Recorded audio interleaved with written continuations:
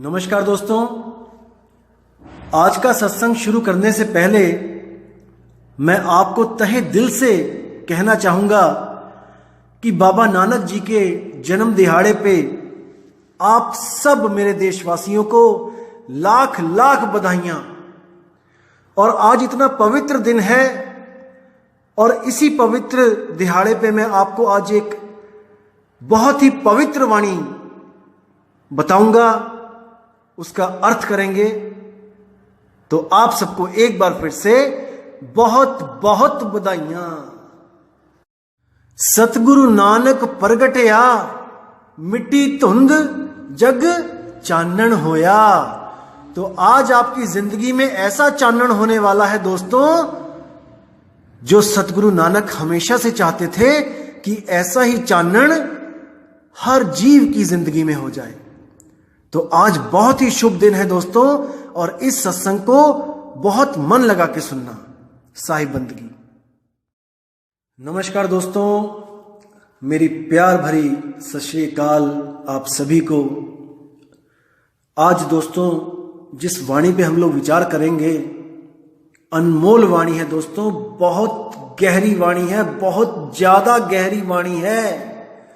अगर आपने इस वाणी को समझ लिया तो मेरे भाई, इस दुनिया में कोई गुरु नहीं है जो तुम्हें भरमा दे। लिख के ले लो इस बात को।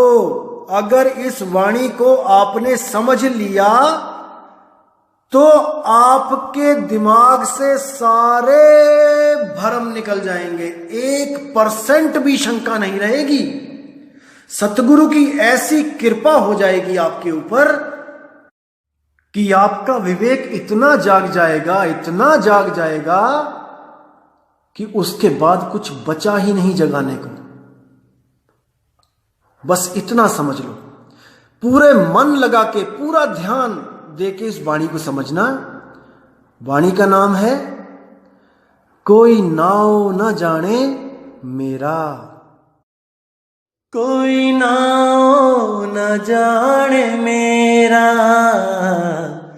नाव न जाने मेरा।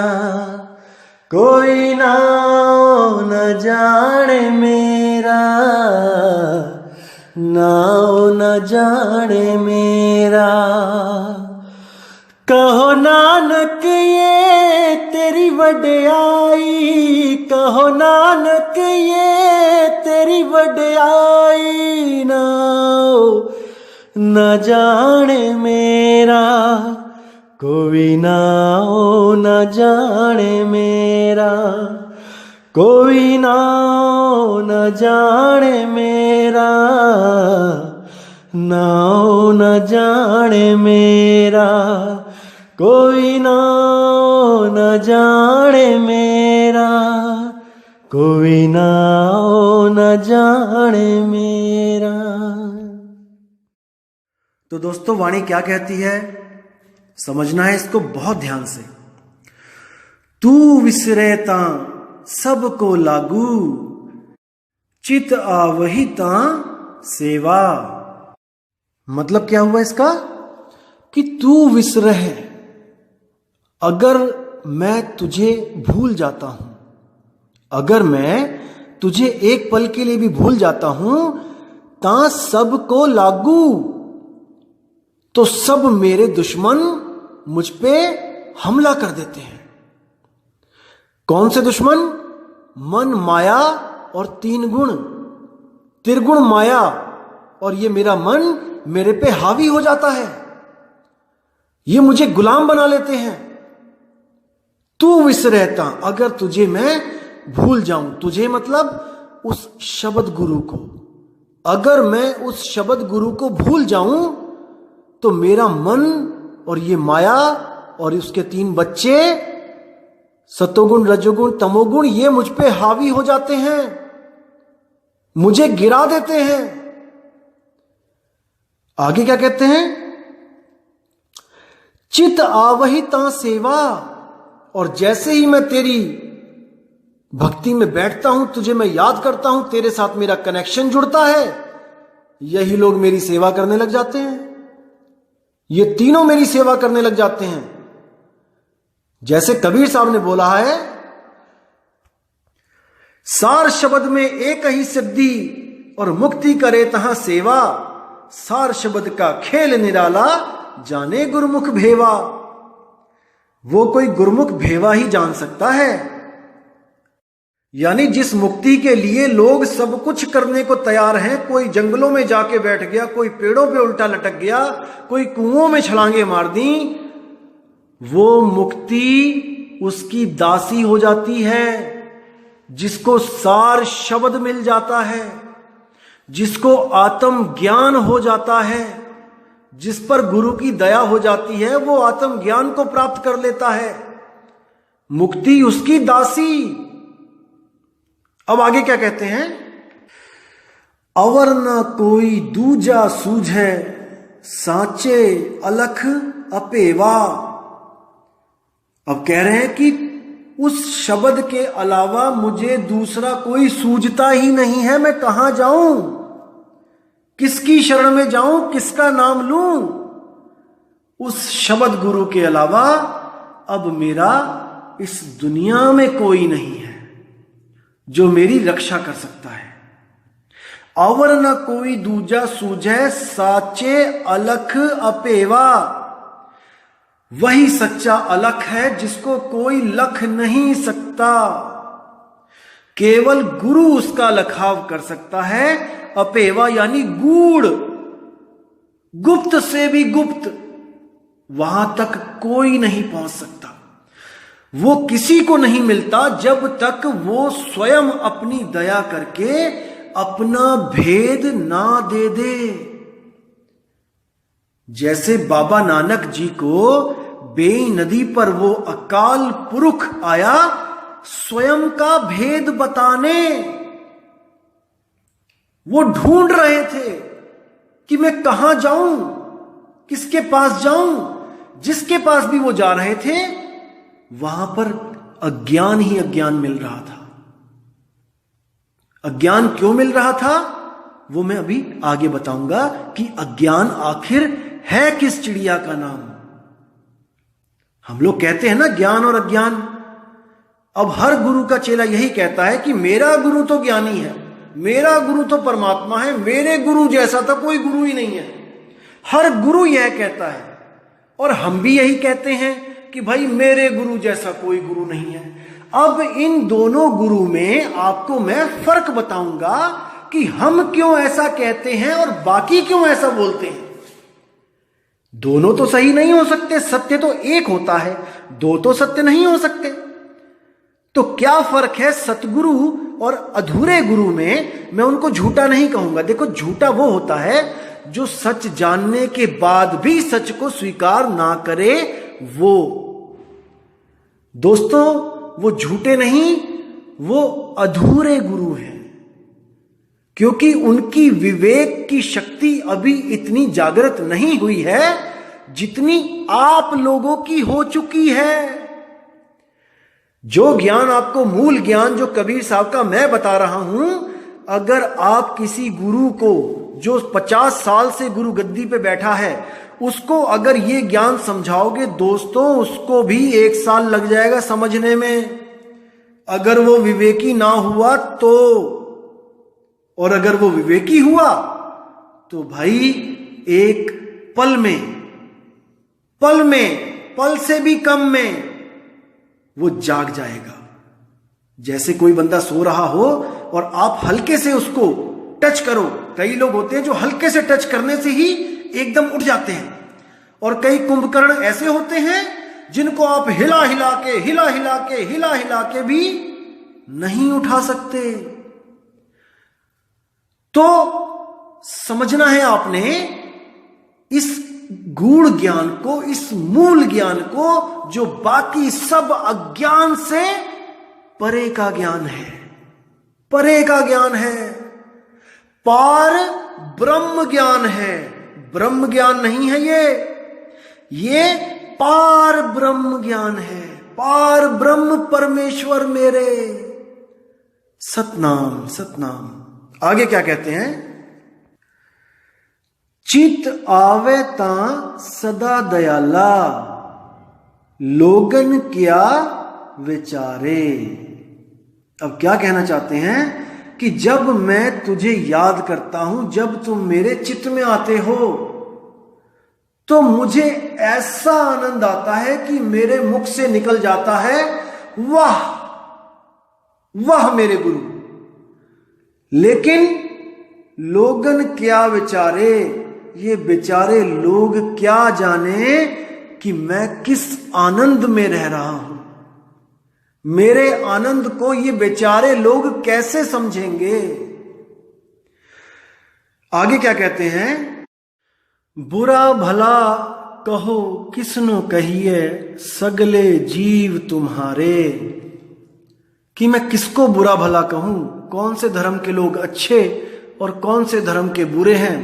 अरे ये सब तुम्हारे ही तो हैं, केवल अज्ञानतावश ये आपस में बट गए हैं। ये तुझे जान नहीं रहे हैं, ये तुझे मान रहे हैं। दिक्कत ये है, जिस दिन वो सब जान जाएंगे कि तू कौन है, सबका झगड़ा खत्म हो जाएगा। सारी दुनिया में एक ही पंथ चलेगा। पंथ मतलब रास्ता। हम सब एक ही मेले में फंसे हुए हैं। इस मेले से हमारा मन नहीं भर रहा है। इस दुनिया रूपी मेले से किसी का मन नहीं भर रहा है। वापिस वापिस घूम घूम के यहीं आ रहे हैं। इस घर में मरते हैं, उस घर में पैदा हो जाते हैं। तो समझना पड़ेगा मेरे भाइयों। तो आगे क्या कहते हैं, तेरी टेक तेरा आधारा, हाथ दे तू राखी। मतलब कि तू ही मेरा सहारा और तू ही मेरा आधारा, कि तेरे बिना मेरा कोई भी रक्षक नहीं है। अगर तू नहीं तो मैं कभी भी सुरक्षित नहीं रह सकता। जैसे कहते हैं कि जिसदा साहिब डाडा होवे और तिसनो मार न सके कोई। अगर तू नहीं मेरे साथ तो मुझे कोई भी मार देगा, लेकिन अगर तू मेरे साथ है तो मुझे कोई नहीं मार सकता। अब इसका मतलब ये नहीं कि वो शरीर की बात कर रहे हैं कि मेरे शरीर को कोई नहीं मार सकता। दोस्तों, शरीर तो सबका खत्म होगा, लेकिन उस अवस्था को प्राप्त करवा देगा गुरु जहां पर जन्म और मरण ही खत्म हो जाता है। कई लोग मुझसे पूछते हैं, अगर इतना बड़ा है वाहेगुरु तो सिखों की इतनी कुर्बानियां हुई, मदद क्यों नहीं करी उसने। मेरे दोस्तों, उनकी मदद हो रही थी, लेकिन हम जैसे अज्ञानी नहीं देख सकते उनको कि क्या मदद हो रही थी। तत्ती तवी पे चढ़ना आपके और मेरे बस की बात नहीं है। पतीलों में उबलना आपके और मेरे बस की बात नहीं है। पतीलों में शरीर था, लेकिन सुरती मालिक ने शब्द में लगा रखी थी, और ऐसी लगी हुई थी वो कि उनको महसूस भी नहीं हो रहा था कि मैं किसी तवे पे बैठा हूं या मेरे ऊपर कोई आरा चलाया जा रहा है। यह होती है सतगुरु शब्द गुरु की कृपा। तो इसको विवेक के द्वारा दोस्तों इसको समझने की कोशिश करो। आत्म सत्ता को प्राप्त करते ही आप निर्भय हो जाते हो। जब आपको लगता है कि मेरी मौत आ रही है, आप सारी सुरती उठा के शब्द में लगा लेते हो और आप शब्द की तरह निर्भय हो जाते हो, अविनाशी हो जाते हो। अरे आपको कौन मारेगा? कोई नहीं मार सकता। तो मेरे दोस्तों, मेरे भाइयों, मेरी बात को गहराई से समझो। नहीं समझोगे तो 84 में चले जाओगे और ये जो धर्म के ठेकेदार बैठे हैं, कोई तुम्हारी मदद नहीं करेगा। गधे बन के कुम्हार की मिट्टी तुम ढोवोगे और पीछे पड़ेंगे डंडे और आंखों में निकलेंगे आंसू, उस वक्त कोई नहीं आएगा, किसी धर्म का ठेकेदार तुम्हें बचाने नहीं आएगा। जीव तुम्हारा है, तुमने देखना है कि कैसे कल्याण इसका किया जाए। कोई ये नहीं बोलेगा कि हम झूठे हैं, लेकिन दोस्तों संतों की वाणियों से आपने परख करनी है कि मेरा रास्ता सही है या गलत है। संत अपने लिए वाणियां लिख के नहीं गए, अपना तो उनका कल्याण हो चुका था, लेकिन उन्होंने हम जैसे दीन, हम जैसे मूर्खों को समझाने के लिए ये ग्रंथ लिखे हैं। और कोई कहे कि आपको फंसाने के लिए ग्रंथ लिखे हैं, तो उसकी बुद्धि अभी इतनी विकसित नहीं हुई कि वो इन मेरे सतगुरुओं की वाणी को समझ सके। नहीं समझ सकता कोई भी जब तक वो भेद ही ना हो जाए उस शब्द का जिसका सिमरण मेरे सतगुरुओं ने किया है, मेरे बाबा नानक ने किया है। नहीं समझ सकता उसको कोई। तो आगे क्या कहते हैं, जिस जन ऊपर तेरी कृपा तिसको विपुन को भाख है। यानी हे मेरे मालिक, जिस जीव पर तेरी कृपा हो जाए उसको कोई विपदा नहीं आ सकती, उसका बेड़ा पार होना निश्चित है, उसको मुक्त होने से कोई नहीं रोक सकता, कोई नहीं रोक सकता। लेकिन उसको अज्ञान की बेड़ियां तोड़नी पड़ेंगी, उसको इन धर्मों की दीवारें लांघनी पड़ेंगी, वरना उसको 84 में जाने से भी कोई नहीं रोक सकता।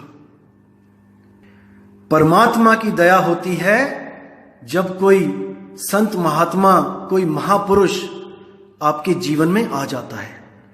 आपके धंधे चलने लग जाते हैं, आप साइकिल से ऑडी में आ जाते हो, आप मर्सिडीज बेंज में आ जाते हो, आप कार से हटके हवाई जहाजों में सैर करने लग जाते हो, तब इसको परमात्मा की दया मत समझना। मत कहना किसी को कि परमात्मा दयाल हो गया है आप पे। दोस्तों कभी नहीं, ये माया दयाल हुई है आप पे, ये माया है दोस्तों, माया। परमात्मा कब दयाल होता है, प्रभु कृपाल कृपा करे तब नानक साधु संग मिले। जब कोई साधु आपके जीवन में आ जाता है जो पूर्ण साधु है, तब आपका जीवन धन्य हो जाता है, धन्य हो जाता है।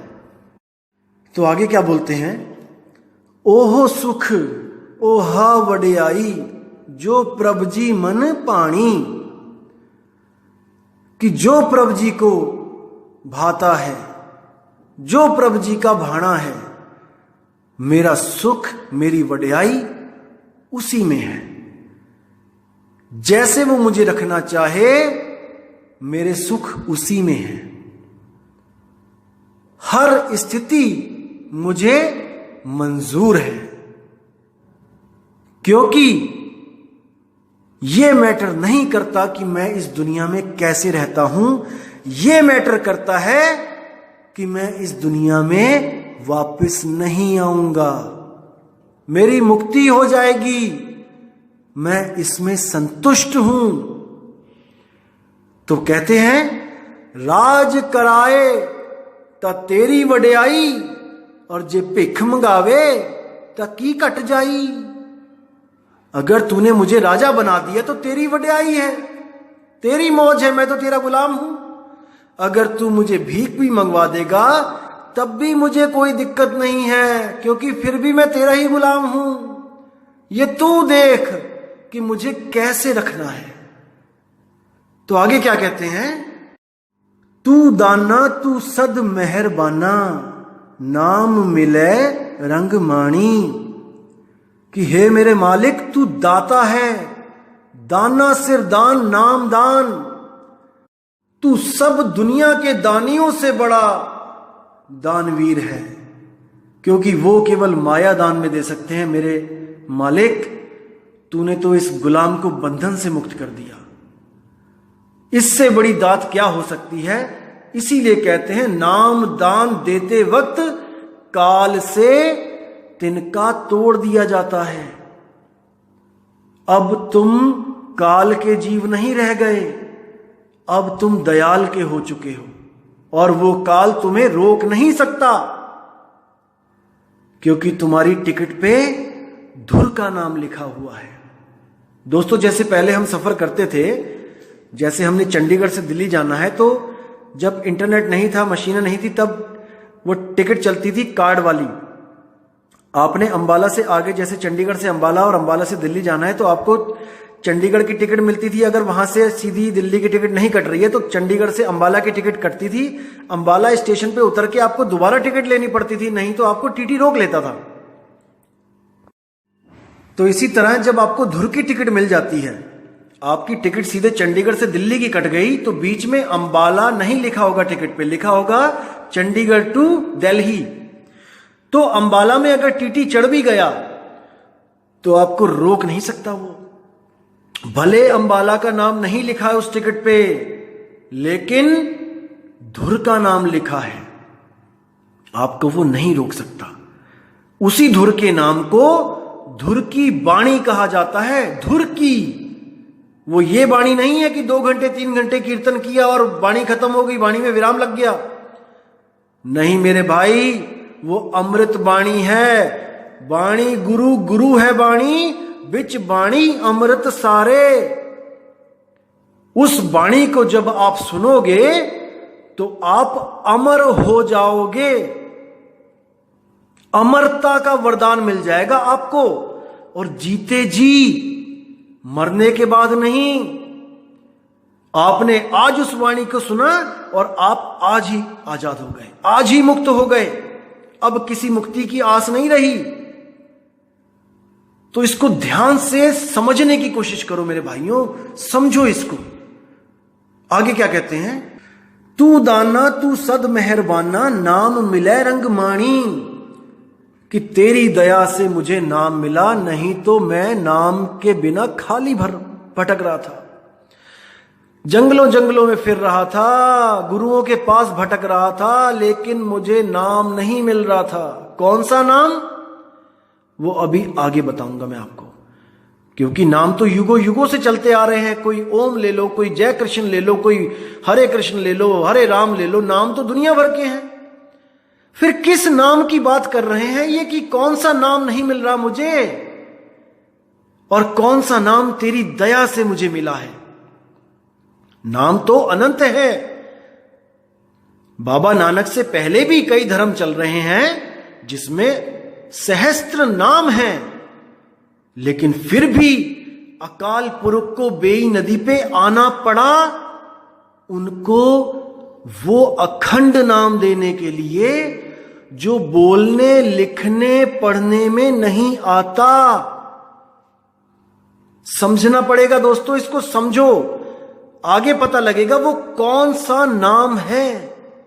क्या कहते हैं आगे वाणी में? तुझ आगे अरदास हमारी, जीव पिंड सब तेरा। कि हे मेरे सतगुरु, तूने जो मुझे नाम दिया है वो अपनी अनमोलक दात बख्शी है। अब मैं तेरा हूं, मेरा जीव मेरा पिंड सब कुछ तेरा। अब मेरा मुझ में कुछ नहीं, मैं तेरा गुलामों का भी गुलाम हो गया हूं। तो आगे क्या बोलते हैं? कह नानक सब तेरी वड्याई, कोई नाव ना जाने मेरा। दोस्तों, बहुत गहरा मतलब है यहां पर, पूरा विवेक लगा दो, जितना भी है सारा लगा दो यहां पे। क्या बोल रहे हैं? कहो नानक एह तेरी वड्याई, यानी हे मेरे परमात्मा, ये तेरी वड्याई है जो तूने हम गुलामों को वो अनमोलक दात बख्श दी जिसका कोई मूल्य ही नहीं है। सारा अखिल ब्रह्मांड एक तराजू में रख दिया जाए और तेरी दात दूसरे तराजू में रख दी जाए पाठ पे, तो एक रत्ती नहीं भार, पूरे ब्रह्मांड का एक रत्ती भार नहीं है उस दात के आगे जो तूने मुझे दी है। और वो दात क्या है? वो है मेरा नाम। तूने मुझे किसी और का नाम नहीं जपवाया। तेरे अलावा मैं कहीं भी गया, मुझे किसी ना किसी ने किसी ना किसी का ही नाम जपवाया। इसको पकड़ो दोस्तों, पकड़ो इसको। अगर इस वाणी को पकड़ लिया तो सारे कंसेप्ट क्लियर हो जाएंगे। कोई नाव न जाने मेरा, इसका क्या मतलब है कि मेरे शरीर का नाम तो सब जानते हैं कि मैं नानक हूं, मैं अंगद देव जी हूं, या मैं कबीर हूं, या मैं राजू हूं, मैं कुमार हूं, मैं सीता हूं, मैं गीता हूं। इनको तो सब जानते हैं, शरीरों के नाम तो सब जानते हैं और शरीरों के नाम ही जपवा रहे हैं। जैसे भगवान राम का शरीर, भगवान कृष्ण का नाम ले लो शरीर, जय हनुमान ज्ञान गुण सागर, हनुमान जी का शरीर, विष्णु जी का शरीर, किसी का भी शरीर उसका एक नाम होता है और वही नाम ये नकली गुरु मुझे जपवाते रहे। लेकिन मेरा क्या नाम है, मेरी आत्मा का क्या नाम है, ये किसी को नहीं पता। इसीलिए वाणी में कह रहे हैं कि कोई नाव न जाने मेरा। तो दोस्तों ये संकेत है कि अगर आपको कोई भी गुरु, जहां पर आप टिके हो या आप किसी को धारण करने जा रहे हो, अगर वो आपको किसी का भी नाम दे दे जपने के लिए, तो समझ जाना कि आपको आपका नाम नहीं मिला। जैसे किसी ने आपको नाम दे दिया, बेटा ओम जपो, तो आप ओम जप रहे हो, आप ओम से अलग हो, यानी ओम किसी और का नाम है और आपका नाम कुछ और है।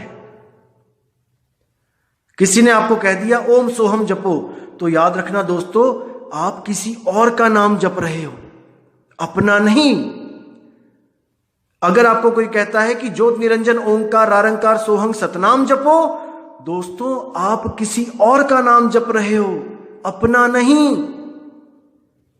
अगर कोई कहता है कि सतपुरुष अकाल मूर्त शब्द स्वरूपी राम जपो, दोस्तों आप अपना नाम नहीं जप रहे हो, आप किसी ना किसी की आस में लगे हो। याद रखना दोस्तों, जब तक आपको आपका नाम नहीं मिल गया, तब तक आपकी मुक्ति नहीं हो सकती। इसीलिए वाणी में कह रहे हैं कोई नाव ना जाने मेरा। सब मुझे दूसरों के नाम जपने के लिए बोल रहे हैं, लेकिन मेरा नाम, मेरी आत्मा का नाम, मेरी स्वयं की आत्मा को कोई नहीं लखा पा रहा है। इसीलिए बोला सोई गुरु पूरा कहाए, दो अक्षर का भेद बताए, एक छुड़ाए। सबके नाम जो आपको जपवाए जा रहे हैं सब छुड़वा दे और एक लखाए, आपकी आत्मा को लखा दे। सो गुरु पूरा कहाए, वही सतगुरु पूरा है। और तब प्राणी निज घर को जाए, तब आप अपने स्वरूप को प्राप्त कर सकते हो, जो आपका असली रूप है। ये देह स्वरूप आपका असली स्वरूप नहीं है और ना ही आप ज्योत स्वरूपी हो। ज्योत तो दोस्तों आपने प्रकट की है, आप शब्द स्वरूपी हो। वो शब्द जो बोलन लिखण से न्यारा है, उसको बोल लिख नहीं सकता कोई भी, वो केवल लखाव के द्वारा प्राप्त किया जाता है। तो अब एक चीज और आपको मैं कंसेप्ट क्लियर करना चाहता हूं कि वो प्राप्ति कैसे होगी। दोस्तों, हर धर्म का एक अपना तरीका होता है नामदान का, उस परमात्मा को पाने का, अपने स्वरूप को लखने का। अब आपने ये निर्णय करना है कि हमारे पंथ में, हमारे धर्म में जो हमें बताया जा रहा है वो सत्य है या नहीं। बस अगर आपने इसका निर्णय कर लिया तो दोस्तों आपको मुक्त होने से कोई नहीं रोक सकता। तो जैसे कि आप किसी भी धर्म के फॉलोअर हो, आप अपने धार्मिक जो आपके गुरु हैं या धार्मिक जो आपके प्रीस्ट हैं या आपके जो पुजारी हैं, आप उनके पास जाइए। वो आपको किसी ना किसी विधि से, किसी ना किसी नाम से वो जोड़ देंगे। जैसे आप मंदिर में गए तो वो आपको क्या कहेंगे कि भाई राम राम जपा करो, नहा धो के सुबह अपना आधा घंटा पौना घंटा राम राम राम राम राम जपा, कोई माला फेरी, कोई धूप अगरबत्ती करी, कोई आरतियां करी, इससे आपको मोक्ष मिल जाएगा, मुक्ति मिल जाएगी। और अगर आप ईसाई हो तो आपको वो कहेंगे कि भाई प्रेयर किया करो, आप चर्च में आइए, प्रेयर कीजिए, अरदास कीजिए और गॉड आपको स्वर्ग देगा, आप मुक्त हो जाओगे। अगर आप सिख फैमिली में हो तो आपको क्या बोला जाएगा कि भाई आप ऐसा करो, अमृत छको, ठीक है, और उसके बाद आप वाहेगुरु वाहेगुरु का जाप करो, सुबह सुबह उठो, अमृत वेले में पाठ करो और आपको इससे मुक्ति मिल जाएगी, आपको शब्द गुरु मिल जाएगा। और अगर आप मुसलमान हो तो आपको बोला जाएगा कि आप ऐसा करो कि आप 5 टाइम की नमाज पढ़ो, आप कलमा पढ़ो और अपना मस्जिद में आया करो और अपना रहनी गहनी अपना कुरान के हिसाब से रखो, आपको मुक्ति मिल जाएगी, अल्लाह आपको जन्नत बख्श देगा।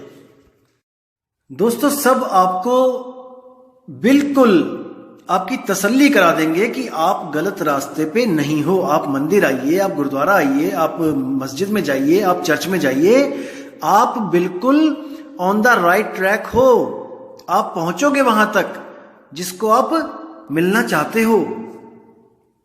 लेकिन होता क्या है दोस्तों, और आप उन पे विश्वास करके अपने अपने धर्म में अपनी पूरी जिंदगी धार्मिक कार्यों में और अपना संगत की सेवा करने में लगा देते हैं।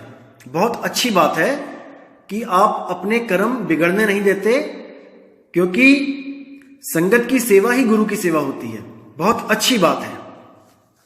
लेकिन मोक्ष, मुक्ति ये कैसे मिलेगी? ये सेवा से नहीं मिलती, ये संगत की सेवा से नहीं मिलती। संगत की सेवा से आपके कर्म अच्छे हो जाते हैं, आपको पुण्य प्राप्त होता है और आप अगले जन्मों में एक अच्छी जून प्राप्त करके कुछ अमीर हो सकते हो, कुछ सुख ज्यादा मिल सकते हैं, वैभव मिल सकता है। लेकिन मुक्ति के लिए दोस्तों केवल नाम, मुक्ति का जो आसरा है वो केवल नाम। अब कौन सा नाम, इस पे विचार करना है। कोई राम राम जपता है, कोई अल्लाहु अल्लाहु करता है, कोई हालेलुया करता है, ईसाई लोग हालेलुया करते हैं, और कोई वाहेगुरु वाहेगुरु करता है। सब अपने अपने धर्मों पे अटल हैं। अब आते हैं मुद्दे पे कि क्या इन नामों को जपने से मुक्ति होगी? मुद्दा यह है, क्या ये नाम वो नाम है जिस नाम की संतों ने महिमा गाई है? क्या ये सतनाम है? सतनाम यानी कि सच्चा नाम है? क्या ये अखंड नाम है जो कभी खंडित नहीं होता? क्या ये वही शब्द है जिसके लिए बाबा नानक जी ने बोला, शब्दे धरती शब्दे आकाश शब्दे शब्द भया प्रगाश, सकल सृष्टि शब्द के पाछे नानक शब्द घटे घटे आछे। कि सारी दुनिया शब्द के पाछे, पहले शब्द था, सारी दुनिया बाद में प्रकट हुई है। पहले वो अखंड शब्द था जो कभी खंडित नहीं हो सकता, जिसको नाम निरंतर कहा जाता है, जिसको धुर की बाणी कहा जाता है, जो धुर से आ रही है, जो यहां पे बनाई है वो नहीं। जो कुछ संतों ने मिलके बाणी लिख दी वो धुर की बाणी नहीं है। धुर की बाणी वो शब्द है जिसको सुन के बाबा नानक के मुंह से निकला था, वाह वाह गुरु, वाह मेरे गुरु, क्या चीज दी आपने मुझे।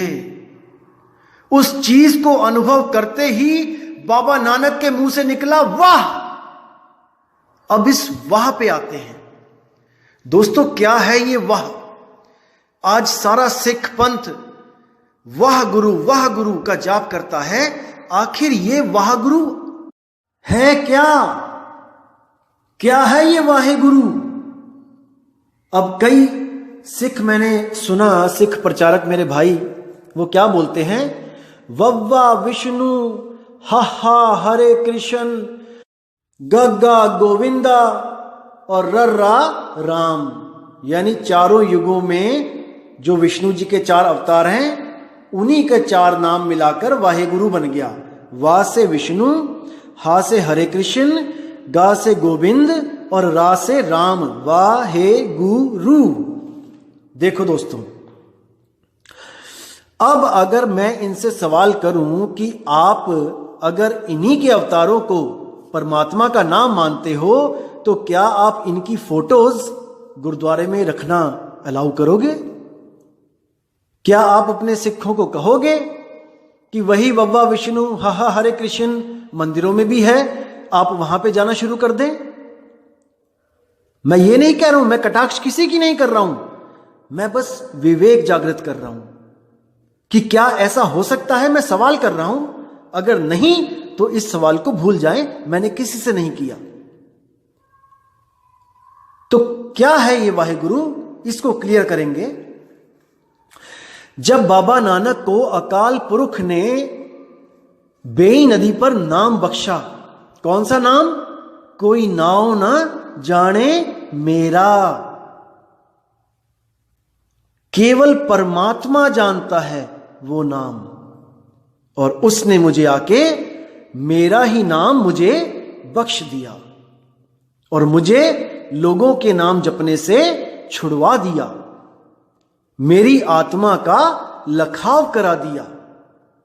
एक छुड़ाए एक लखाए, सारे कृत्रिम नाम छुड़वा दे और स्वयंभू नाम, अखंड नाम, आत्म नाम लखा दे। तो जब वो लखाव करा दिया गया बाबा नानक को, तो उन्होंने प्रचार शुरू किया मूल मंत्र लेके, एको सतनाम, कि केवल एक सतनाम ही कर्ता पुरुष निरपौ निर्वैर अकाल मूरत है। उस सतनाम का सिमरण करो। सतनाम का सिमरण का मतलब यह नहीं कि आप सतनाम सतनाम सतनाम जपो। सतनाम तो उस सत्य की तरफ इशारा है।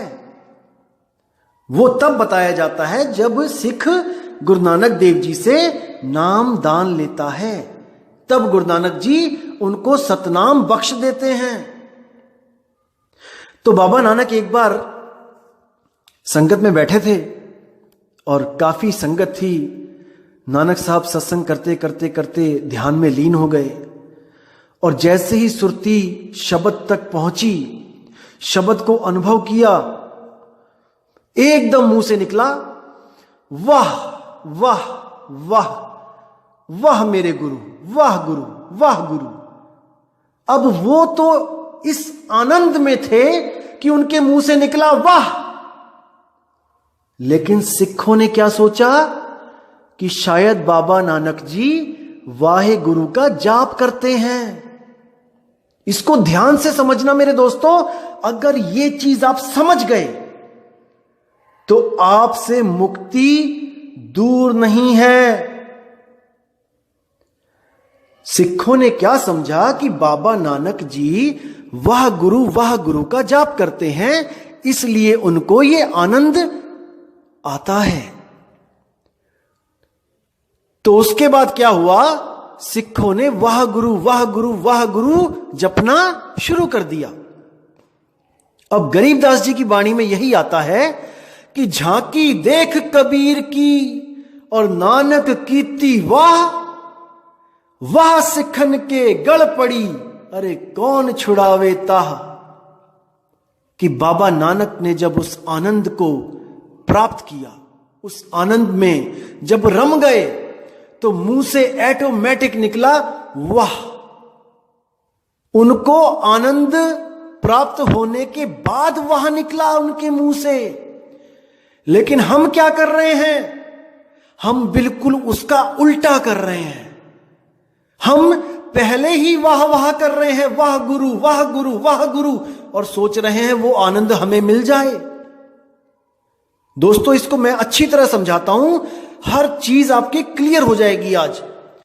जैसे मान के चलो कि आपको सबसे अच्छा जो स्वीट डिश है आपको लगती है रसमलाई, सबसे अच्छी आपकी फेवरेट डिश है रसमलाई। आप किसी हलवाई की दुकान पे गए और आपने वहां ऑर्डर दिया कि रसमलाई मुझे खानी है, आप 1 प्लेट रसमलाई ले आओ। तो दोस्तों, जब तक वो रसमलाई लेके नहीं आता, जब तक आप बिल्कुल शांत बैठे हो, आपके मुख से कुछ नहीं निकल रहा है, बिल्कुल शांत, कुछ जप नहीं रहे हो, कुछ नहीं कर रहे हो, बस शांत बैठे हो, इंतजार कर रहे हो। जैसे ही रसमलाई आपके सामने आई और आपने चम्मच से जैसे ही उसको मुंह में डाला और जैसे ही वो आपके मुंह में घुली, तो आपके मुंह से अपने आप निकला वाह, और आपके मन में इतना आनंद आ गया कि क्या चीज मैंने आज खाई है। क्योंकि वो आपकी फेवरेट डिश है, इसलिए उसमें जो आनंद आता है वो बयान नहीं कर सकते, उसको केवल वाह कह के बात कर सकते हो, अरे वाह मजा आ गया। लेकिन अगर ऐसा हो कि हमें खानी रसमलाई हो, लेकिन हम टेबल पे बैठ के ऑर्डर ना दें और हम जपने लग जाएं वाह वाह वाह वाह वाह वाह, दोस्तों आनंद नहीं आएगा, मुंह मीठा नहीं होगा। किसी का दिल नहीं दुखा रहा हूं मैं, आप मेरे भाई बहन हो। मैं कभी नहीं चाहता कि मेरी वजह से किसी का दिल दुखे, लेकिन मुझे बहुत दुख होता है कि जो मेरे बाबा नानक ने जिस सत्य को प्रचार करने के लिए कहां कहां नहीं पैदल गए, सिद्धों के साथ गोष्ठियां करी, आज उनके ही बच्चे अगर इस अज्ञान में रह गए तो मेरे नानक साहब की जो उन्होंने इतनी कुर्बानियां दी वो व्यर्थ चली जाएंगी मेरे भाइयों, व्यर्थ चली जाएंगी। तो इसको समझो मेरे दोस्तों, मेरे भाइयों, अगर इसको समझ जाओगे तो आप 84 से बच जाओगे। अगर एक भी मेरा सिख भाई 84 में चला गया तो लानत है मेरे ऐसे जीवन पे जो मैं उनको ये ज्ञान नहीं समझा सका, लानत है मेरे जीवन पे। तो मेरे भाइयों, ज्ञान को समझने की कोशिश करो, इन धर्मों की दीवारों को तोड़ दो,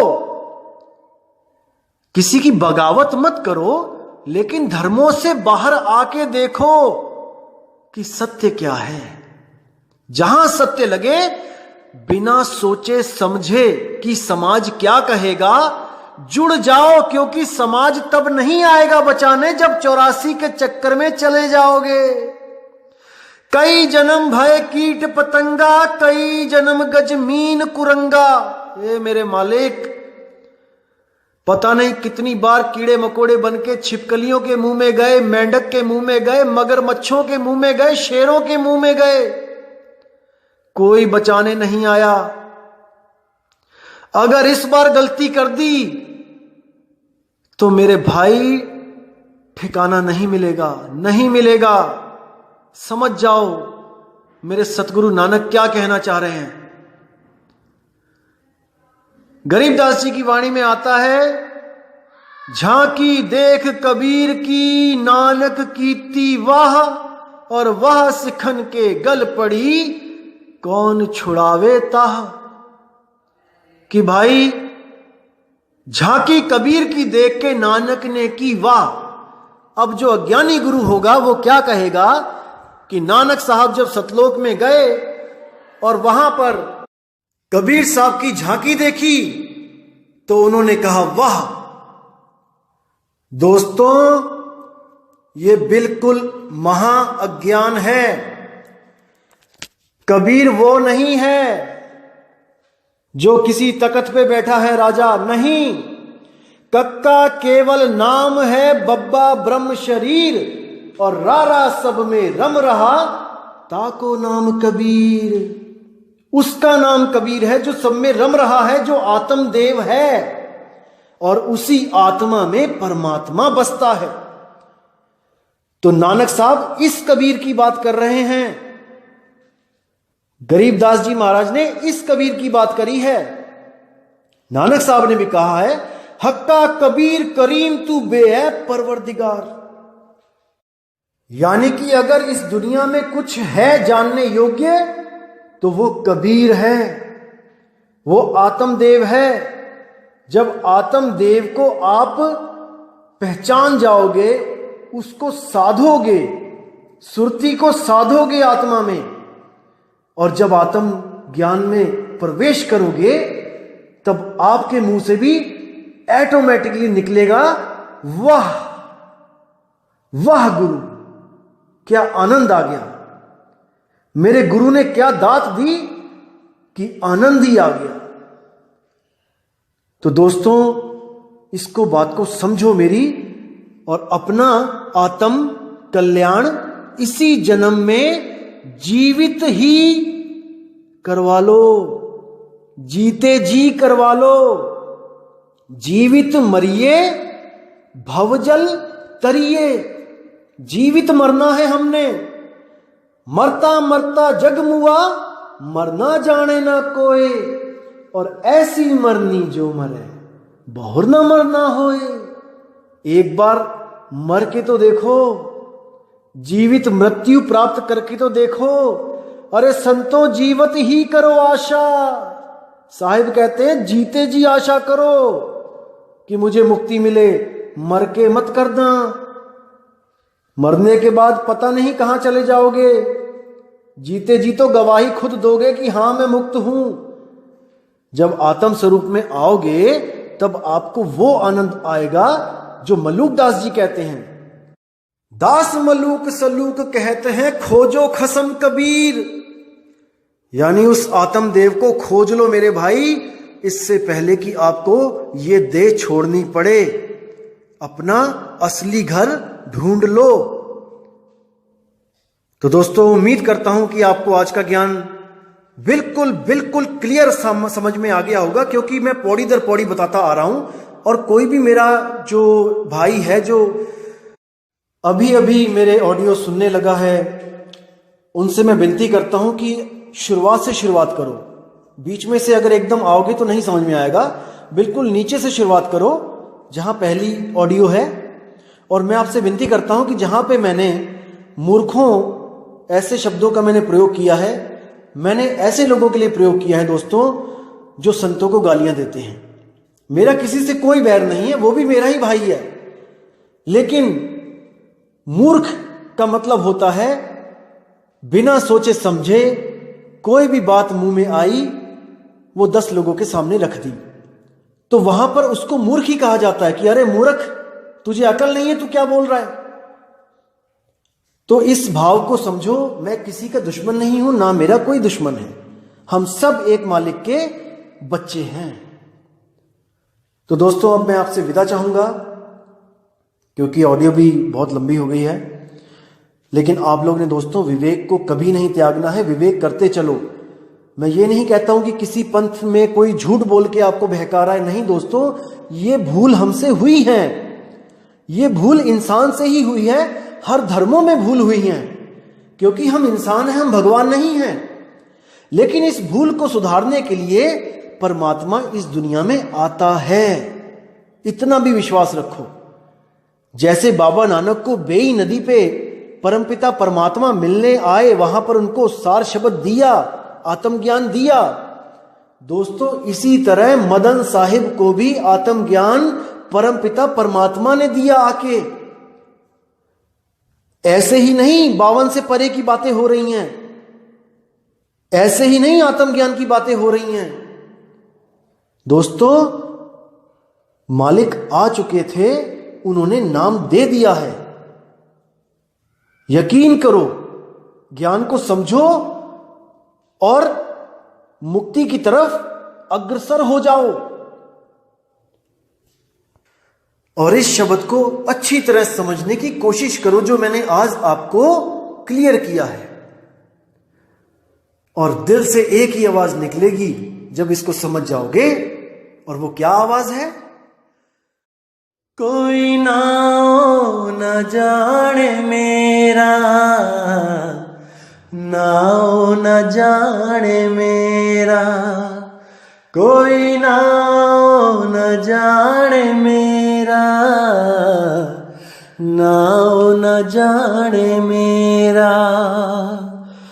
कहो नानक ये तेरी वड्याई, कहो नानक ये तेरी वड्याई, नाओ न जाने मेरा, कोई नाओ न जाने मेरा, कोई नाओ न जाने मेरा, नाओ न जाने मेरा, कोई नाओ न जाने मेरा, कोई नाओ न जाने मेरा।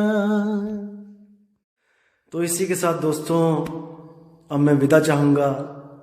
जय गुरु बंदी छोड़ वैराग साहिब जी, जय गुरु बंदी छोड़ मदन साहिब जी, जय जय गुरु बंदी छोड़ मेरे बाबा नानक जी, मेरे अंगद देव जी, मेरे अमरदास जी, मेरे सब संत।